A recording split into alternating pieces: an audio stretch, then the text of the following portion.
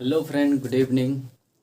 जैसा कि मैंने आपको बताया था कि आज फार्मूला डिस्कशन की क्लास चलेगी, तो आज आइए हम लोग फार्मूला डिस्कशन करेंगे।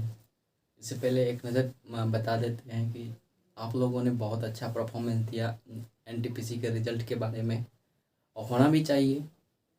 किसी का सेम शिफ्ट में बहुत ज़्यादा मार्क्स बढ़ रहा है, किसी का कुछ नहीं बढ़ रहा है।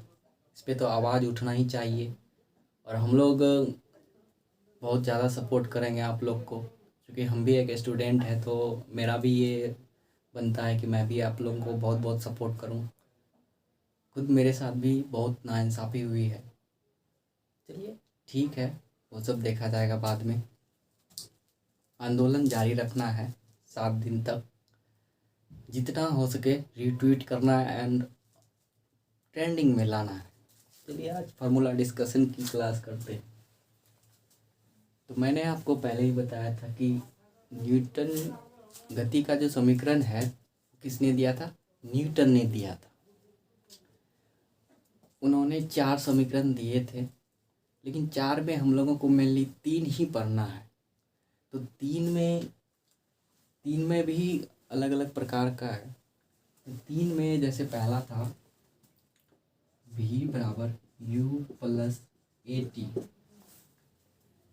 और दूसरा था s बराबर U T plus half A T square, and तीसरा था v स्क्वायर बराबर यू स्क्वायर प्लस 2as।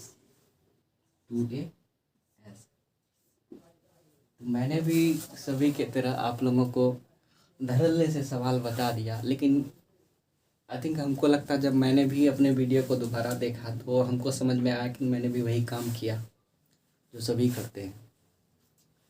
तो आज की क्लास हमने इसलिए रखी है कि जो भी फार्मूला बेसिस सवाल बताए हैं उससे पहले आप लोग इसको देख लीजिएगा, उसके बाद बहुत अच्छे से समझ में आएगी। अब जैसे इसमें आता है v, u, a और t। तो v क्या है, u क्या है, a क्या है और t क्या है, इस चीज़ के बारे में भी तो नॉलेज होना चाहिए। जैसे v फॉर क्या होता है? Velocity, VELOCITY। वेलोसिटी मतलब क्या होता है? वेग बोलते हैं इसको। लेकिन इस वेलोसिटी वाले वेग को हम लोग बोलते हैं अंतिम वेग। क्या बोलते हैं? अंतिम वेग। यू इसको बोलते हैं प्रारंभिक वेग।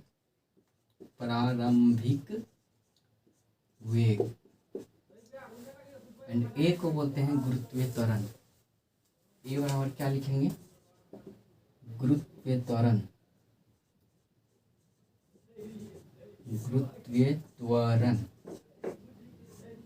ए बराबर क्या होता है?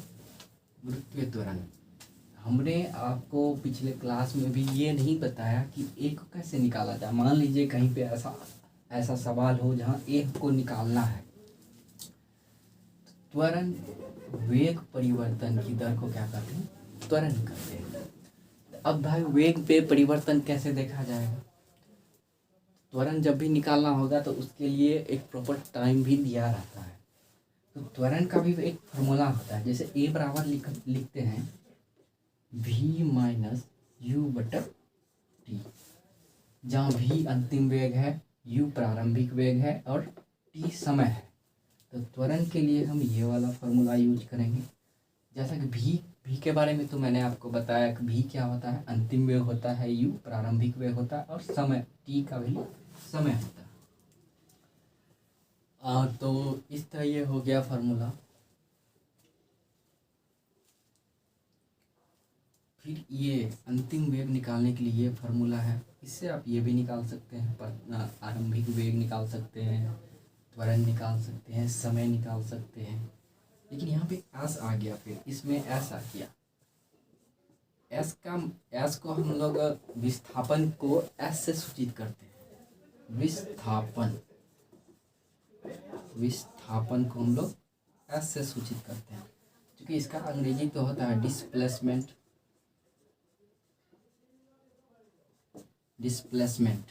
कहीं कहीं डी भी लिखा होता है, वो अगले अगले जैसे कि बल बराबर भी पढ़ते हैं, कार्य बराबर भी पढ़ते हैं, तो उसमें डिस्प्लेसमेंट कहीं कहीं डी भी लिखता है ना।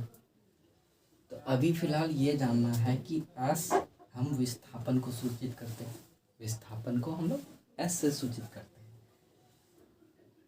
तो चलिए ठीक है, अब इतना कुछ आप लोगों ने समझ लिया होगा। जैसे त्वरण के बारे में बता दिए, ये हो गया अंतिम वेग, ये हो गया प्रारंभिक वेग, ये हो गया समय। तो यानी वेग परिवर्तन की दर को त्वरण कहते हैं, ऐसा भी हम लोग परिभाषा पढ़े हैं।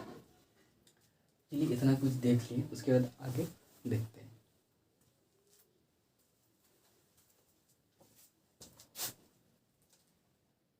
A few moments later. तो हमने बताया था गति के समीकरण के बारे में। तो गति दो प्रकार का होता है, हमने पहले ही बताया था। तो गति में हम लोग बताए थे कि गति दो तरह से करती है। कोई भी पिंड गति दो तरह से करती है। एक तो करती है क्षैतिज में, एक करती है उदग्र में।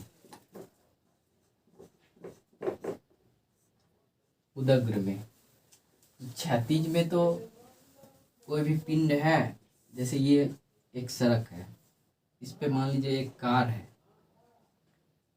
कार चल रही है, तो ये कार जो है भूमि पर ही चलेगी ना, सड़क पर ही चलेगी। तो ये गति हो गया क्षैतिज। ये कार है, यहाँ से यहाँ इसका लक्ष्य है, यहाँ पे पहुँच गया, तो ये क्षैतिज में हो गया। उदग्र में है, जैसे किसी बॉल को हम लोग फेंकते हैं तो ऊपर की ओर गया, तो ये हो गया उदग्र, ऊपर की ओर। और कोई ऊपर से बॉल को गिरा रहा है तो वो क्या हो गया, नीचे की ओर। तो उदग्र में फिर दो अलग अलग हो जाता है, उदग्र में दो अलग अलग हो जाता है। उदग्र में हम लोग फिर ए के जगह जी का प्रयोग करते हैं। पहले क्षैतिज में डिस्कशन करते हैं। क्षैतिज में हम लोगों ने क्या पढ़ा था, v बराबर u plus A T and s बराबर U T plus half A T square and v square बराबर u स्क्वायर प्लस 2as। ये हम लोगों ने क्षैतिज में पढ़ा, क्षैतिज में पढ़ा। तो उदग्र में हमने बताया कि उदग्र में दो तरह का होता है, एक ऊपर की तरफ, एक नीचे की तरफ।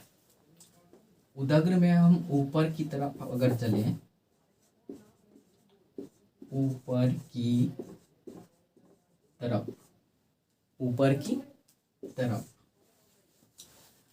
की तरफ में हम लोग क्या करेंगे, एक के बराबर में एक के जगह पे माइनस जी लेंगे, एक के जगह पे माइनस जी का प्रयोग करेंगे। जैसे अब देखना है कहाँ कहाँ प्रयोग करना है। जैसे यहाँ पे ए है, तो यहाँ पे अगर माइनस जी रखेंगे तो ये पूरा क्या हो जाएगा, टर्म माइनस में हो जाएगा। तो इसका प्रयोग कैसे करेंगे, v बराबर क्या फिर लिखेंगे, v बराबर हो जाएगा u minus G T. v बराबर क्या हो जाएगा, u माइनस जी टी। क्योंकि एक स्तर है, उससे ऊपर जाते हैं तो g का मान घटता है, और नीचे जाते हैं तो अगर उसी जगह से फिर नीचे आते हैं तो g का मान बढ़ता है। तो इस जगह इसलिए हम लोग माइनस जी का प्रयोग करते हैं। अब जैसे इसमें देखिए s बराबर U T plus half A T square है, तो इसका फॉर्मूला ऊपर की तरफ क्या लिखेंगे, s बराबर क्या हो जाएगा, U T minus half G T square. फिर ये वाला फॉर्मूला है v स्क्वायर बराबर यू स्क्वायर प्लस 2as है।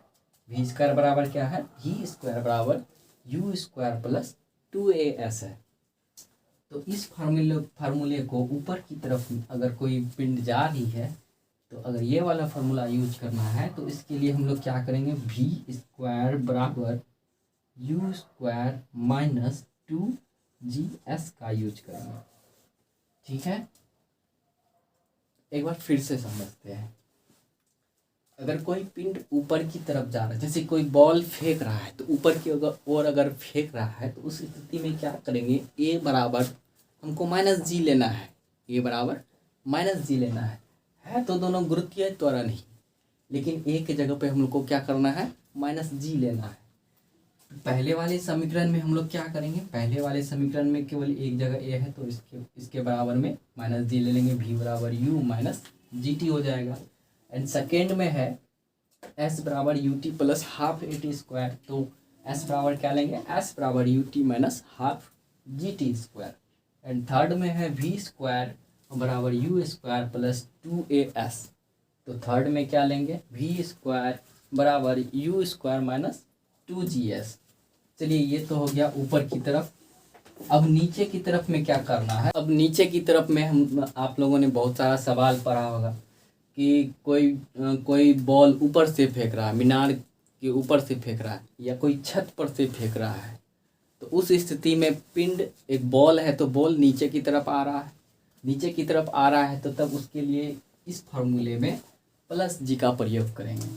v बराबर क्या हो जाएगा, v बराबर u plus G T, v बराबर क्या ले लेंगे, u plus G T.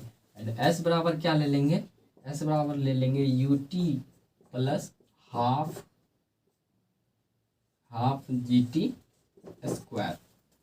And v square बराबर क्या ले लेंगे, u स्क्वायर प्लस 2gs। इस तरह प्रयोग करेंगे, ये हो जाएगा नीचे की तरफ। एक बार फिर से समझते हैं, अगर कोई पिंड ऊपर से नीचे आ रही है तो उस स्थिति में हम लोग क्या करेंगे, ए के जगह पर प्लस जी का प्रयोग करेंगे। क्या करेंगे, ए के जगह पर प्लस जी का प्रयोग करेंगे। तो उस स्थिति में v बराबर का कौन सा फॉर्मूला यूज करेंगे, v बराबर u प्लस जी टी का प्रयोग करेंगे। एंड s बराबर क्या करेंगे, U T plus half G T square. And v square बराबर क्या करेंगे, u स्क्वायर प्लस 2gs का प्रयोग करेंगे। ये था आज का फॉर्मूला डिस्कशन का क्लास, जो कि मैंने अपने हिसाब से हमको जैसे समझ में आया उस तरीके से आपको बता दिया। आप लोग प्लीज़ सपोर्ट करें, लाइक एंड शेयर करें, सब्सक्राइब करें वीडियो चैनल को, और हमारे चैनल को सपोर्ट करें। आप लोगों की सपोर्ट की बहुत ज़्यादा आवश्यकता है, और आप लोग सपोर्ट नहीं कीजिएगा तो हम लोग छोटे छोटे कैसे आगे बढ़ेंगे। प्लीज़ बहुत ज़्यादा सपोर्ट करें।